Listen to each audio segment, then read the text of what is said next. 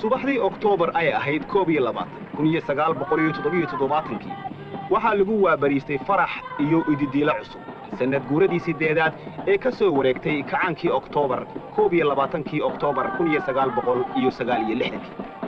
xogayaha guud ee xisbiga hanti wadaaga kacaanka Soomaalidu Jaalle Maxamed Siyaad Barre wuxuu kala qayb galay dadweynihii Soomaaliyeed fantasiyaha maalintaasi u dhacayay waxa halkaasi madaxweynaha ku yaacay oo ku soo dhaweeyay habla kamid ah ubaxa kacaanka Soomaalida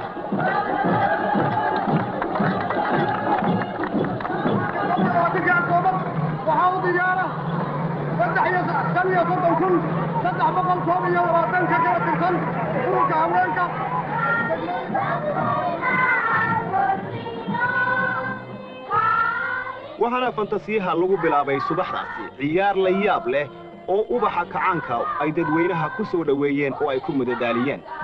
lama kala garto ilmaha iyo ubaxa ay kolba kor u qaadayaan oo geesta ay u qaadaanba ay leedahay macna gooniya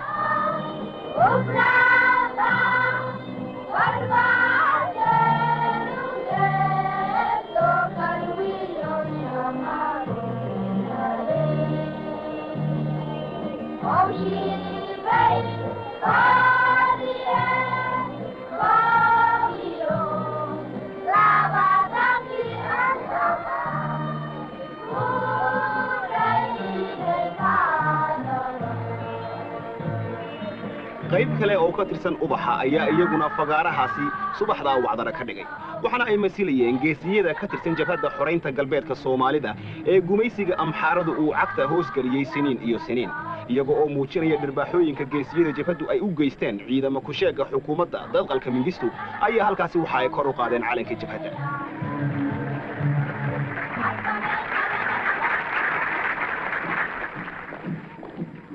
xogayaha guud ee xisbiga hanti wadaaga kacaanka Soomaalida Jaalle Maxamed Siyaad Barre waxa uu salaan ka gudoomay boqolaal masilaya oo ka tirsan bulshada Soomaaliyeed waxaana horseed u ahaa xisbiga hanti wadaaga kacaanka Soomaalida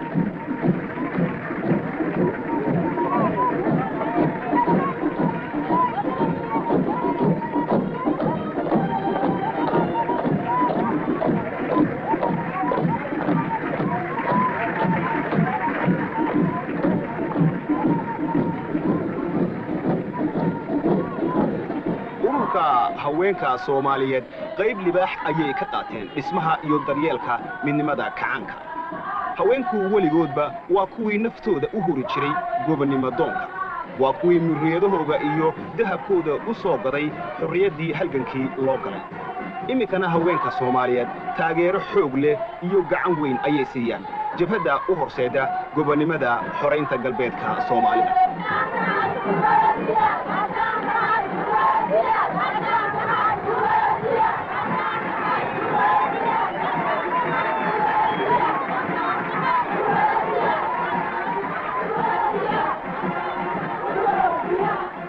afar iyo tobanka degmo ee ka tirsan magaalada Muqdisho xaafadahooga ayaa iyaguna subaxdaasi ka soo qayb galay bandhigaasi la yaab kale ee lagu xusayay sanad guuradii sideedaad ee ka soo wareegtay Oktoobar 22 1969 iyagoo oo warmasita iyo dharkii Soomaalidu ay hidaha iyo dhaqanka u lahayd haween iyo ragna isugu jira ayaa halkaasi waxa ay ku mareen shirib la yaab leh iyagoo xaafad waliba ay muujinayso sida ay ugu dadaasho horumarinta magaalada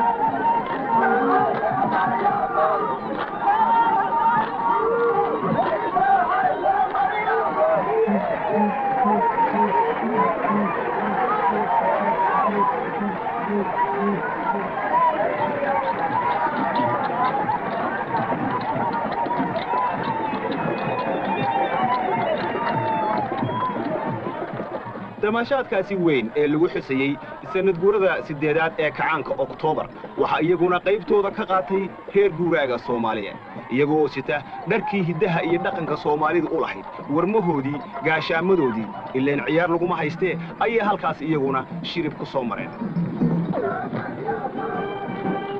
caqliga wanaagsani waxa uu la socdaa jidhka caafimaadka qaba ciyaaruhuna waxa jidhka ay u kobciyaan sida dhirtuba ugu baxdo biyaha dhalinyarada Soomaalidu waxay aad ugu wanaagsan yihiin ciyaaraha jaad kasta ha noqdo haween gabdho iyo wiilalba looma kala haro ciyaarahaasi maantana dhalinyarada Soomaalidu waxa ay ka qayb galaan tartanada caalamiga ha noqoto kubadda cagta ta kolayga ama kuwa kale ee orodka iyo boodadaba halkaasi waxa socod ku soo maray tiimamka kala jaadka ah ee magaalada Muqdisho iyaga oo muujinaya sida ay diyaar ugu yihiin xagga ciyaaraha ee mar walba ay lugta ugu taagan yihiin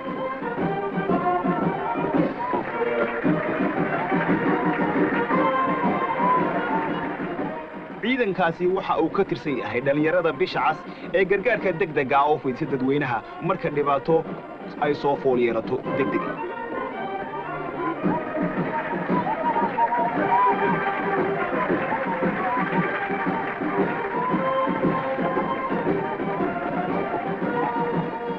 dhalinyarada Soomaaliyeed ee kacaanka waxa ay iftiinka iyo siraadkaba u sidaan xoogagga bulshada oo dhan abaabulka dadweynahana qayb weyn oo la yaab leh ayaa ay dhalinyaradu ka qaataan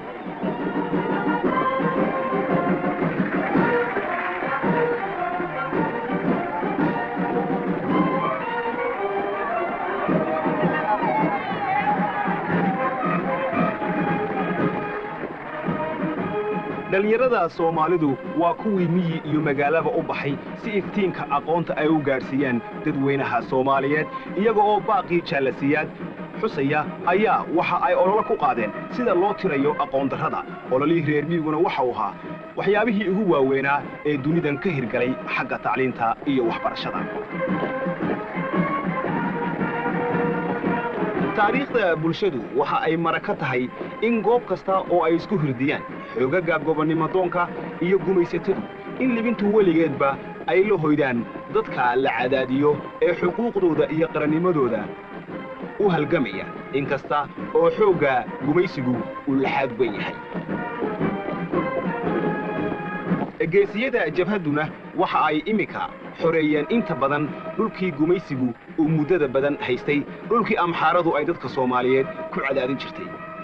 waxa ay dhabarka ka jabiyeen ciidamada huwanta ah ee calanka ay u sidaan ciidamada Ruushka Kuubaanka iyo kuwa kale ee ay cagaha ku xaadaan waxa hubaala guushu mar walba inay raacayso geesiyadaas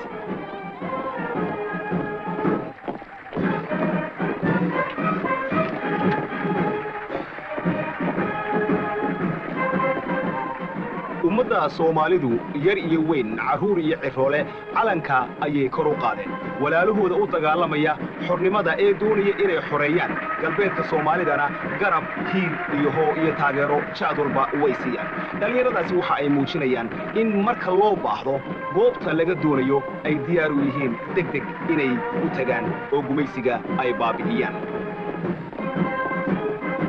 shaqaalaha Soomaaliyeed waa lafdhabarta dalku ku dhisan yahay waa muruqa soo saara waxa bulshada Soomaalidu ay munaafacaadsato ee ay ku nooshahay waa daljirka feejigan ee sutida u haya cadowga doonaya inuu mashxaabiyo dadaalka iyo midhaha kacaanka Soomaaliyeed kacaankuna waxa uu ku ballan qaaday in shaqaalaha Soomaalidu aanu ka hooseyn shaqaalaha dunida in shaqaalaha Soomaalida siyaasaddiisa garaadkiisa iyo dhaqaalihiisaba kor loo qaado shaqaalaha Soomaaliyeed maanta wuxuu marayaa heer lagu faani karo heer uu og yahay dalkiisu waxa uu ku sugan yahay iyo waxa uu ka doonayo ahamiyad gaar ah ayaa xukuumadda kacaanku waxa ay saartay mashaariicda degdegsiyada ah iyada oo beeraleyda saboolka la taageerayo si dalka Soomaalidu uu isaga filaado xagga cunnada ciidamada guulwadayaashu waa xoogagga ilaaliya midhaha kacaanka ee isha ku haya cadowga una adeega danta dadweynaha Soomaaliyeed waa xoogagga iyagu naftooda u horay inay ugu horeeyaan oo ay isku beegaan kaalinta ugu adag ee ugu daran waxa weeye ciidamada mar walba soo jeeda ee ummadda Soomaaliyeed ay ku hurudo cadowga dibadda iyo ka gudahaba waa nimanka had iyo gooraale u feejigan ee qalabka u sida waa niman la tababaray oo marka loo baahdo meesha la doono la geyn karo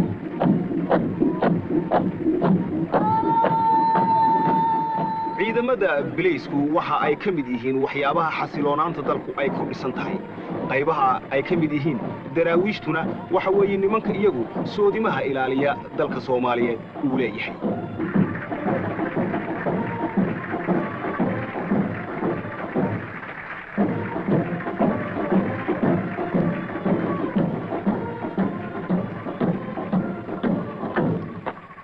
ciidamada birmadka biliiska oo sitaa dareyskii iyaguna ay lagu garan jiray ee ay diyaarka ugu ahaayeen mar walba hawsha iyo xilka soo food saaran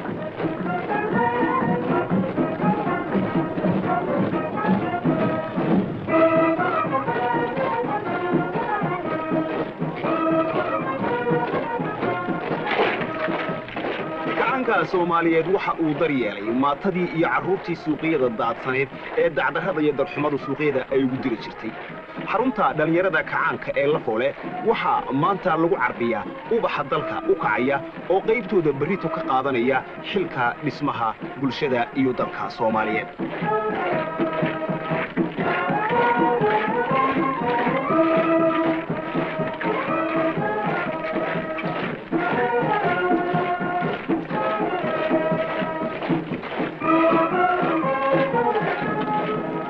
dhalinyarada macadka tababarka ee xalane ee iyagu u darban difaaca dalka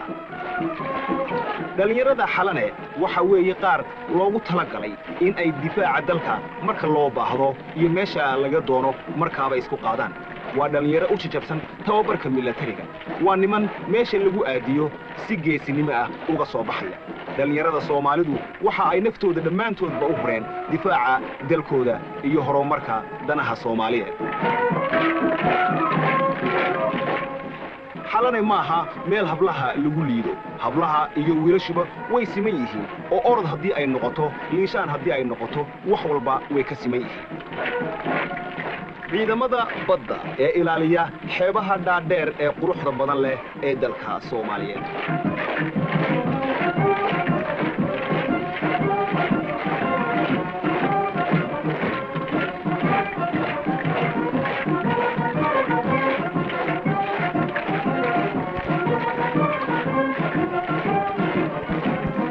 ciidamada qalabka sida ee Soomaaliyeed waxa weeye xoogga ilaaliya qarannimada dalka waa rag la miiray oo habeen iyo dharaar u heegana difaaca dalka Soomaalida waa birfinin ka hadhay oo aanay waxba mari karin haraad iyo gaajo ma yaqaanaan daal iyo jiljileecna ka fogeen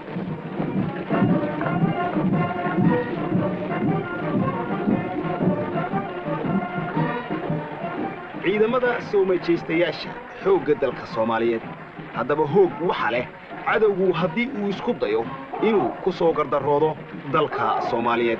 waxa hubaal ah in ay ciidamadaasi cagta marinayaan marka uu cadowgu damco inuu far soo saaro qarannimada Soomaaliyeed ciidamadaasi waxa weeye niman iyagu loogu tababaray inay cadowga dhirbaaxa ku dhiftaan oo dhabarka ay ka jabiyaan marka cadowgu caqli xumadiisu ay siiso inuu ka soo daafureego dhulka Soomaalida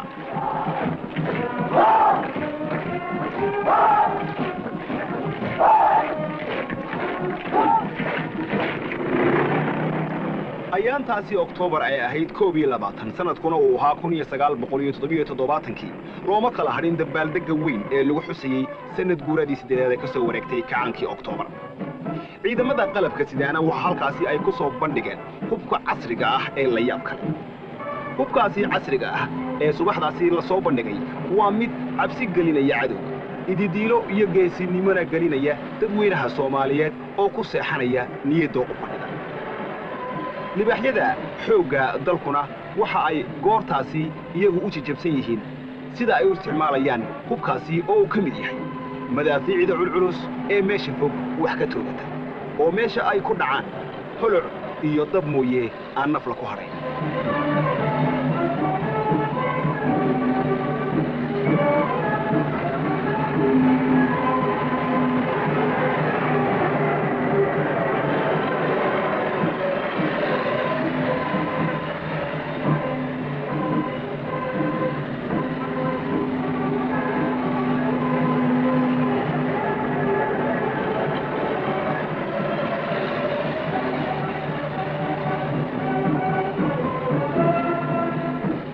baabuur caadiya oo meesha maraysa hamoodine waxa ay sidaan sawaariikh la yaab leh oo boqol u dhaca oo barta roobka kaga dhigaya cadowga meesha uu ku dhuumanayo marka lagu rido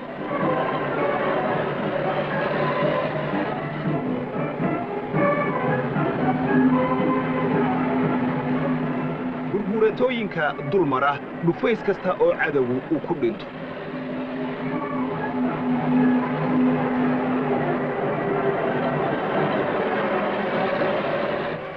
fagaarahaasi hubka lagu soo bandhigay waxa iyaguna dul marayay oo dabaaldegga dhinacooda ka qaadanayay ciidamada dayuuradaha ee dalka Soomaalida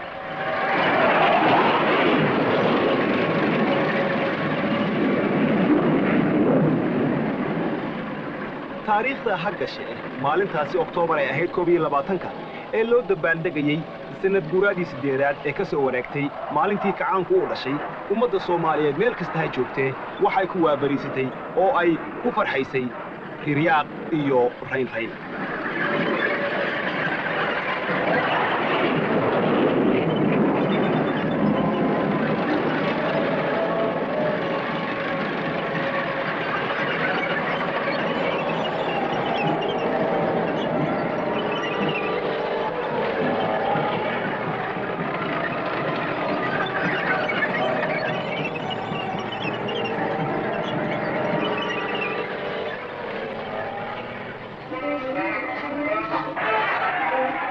waxa la isugu tagay garoonka weyn ee la yiraahdo Banaadir ee ciyaaraha ee magaalada Muqdisho halkaasi oo dhalinyarada Soomaalidu ay ku tartamayeen nacas baa ka haray maalinta ninkii orod yaqaanay ninkii booti yaqaanay looma kala harin bootinta dheer oo dhalinyaradu ay ku tartamayeen habluhu waxa ay ka qayb galeen tartanka orodka xawda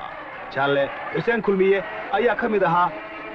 madaxdii sharafta lahayd ee halkaasi daawanaysay dhalinyaradu ciyaaraha ay soo bandhigeen dabeeto waxa lagu nastay oo halkaasi lagu daawaday ciyaar kubadeed oo dhex martay laba kooxood oo ka tirsan kooxaha kala jaadka ah ee magaalada Muqdisho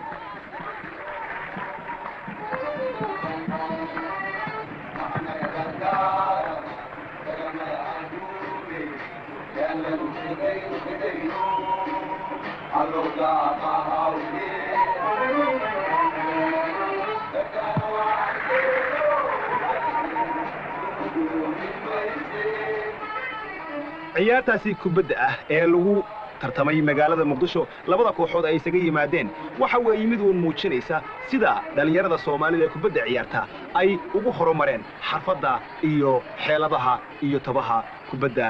lugta taasi oo ay ku muujiyeen meelo fara badan oo dibadda ah oo ay isaga hor yimaadeen kooxo shisheeye ah oo ciyaarta kubadda ay isku hurdiyeen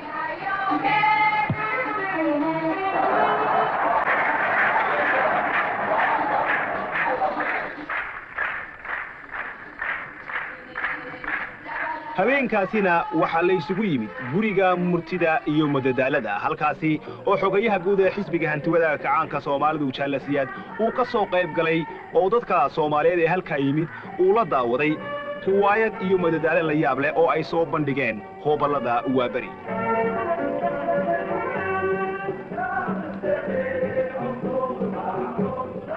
kacaanka Soomaaliyeed wuxuu daryeelaa sidii hoobaladu ay ugu madax bannaanaan lahaayeen dhaqanka iyo hidaha Soomaalida mar walba in la daryeelo kacaanka ummadda Soomaaliduna waxa weeye ka gacanta ugu horeysa siiya in ummadda Soomaalidu ay noqoto mid dhaqankeeda had iyo jeer ku faanta oo dhaqan shisheeye aan sidaasi u sii tiigaalin